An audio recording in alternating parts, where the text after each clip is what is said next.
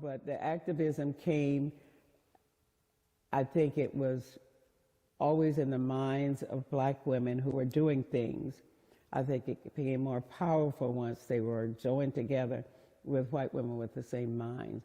And it was just like magic. You know, there was no discontent, nobody fighting again, everybody fighting for a cause. And so we met together, we had whatever we were going to eat that night or whatever, but we met for hours. In the wee hours of the morning. I remember coming home at 1 o'clock in the morning, my husband said, well, where in the world have you been? Well, the issues were so deep that we had to know that when we left there, we were going to be looking at an issue, we knew where we were going, and knew how we were going to be protected.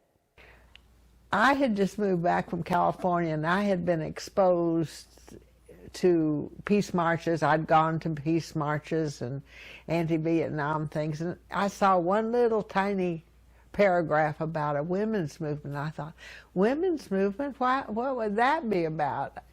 And I moved back to Gainesville, and the civil rights movement was boiling, and I was trying to get a job at the university as a TA, and I was reading about Martin Luther King in the paper and everything, and the Selma.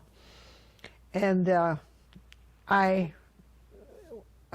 someone who was also a TA with me, Judith Brown.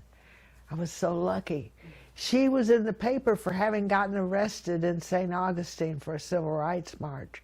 And I was just like, oh, that's, you know, that's the thing to be doing. I think Gainesville was a unique place because we was the only place around here in the whole state of Florida which black and white was working together for the same thing. And when the Gainesville Women's For Equal Right got organized, but that just made it much better. We went to different places in the state of Florida.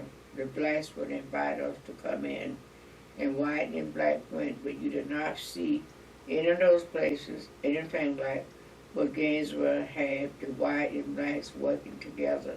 The places what we went to only had black people in the movement. You did not see any white place. So I consider Gainesville as a unique place because we had black and white working for the same cause. So we really have to thank the civil rights movement for giving us the skills to carry on in the women's movement.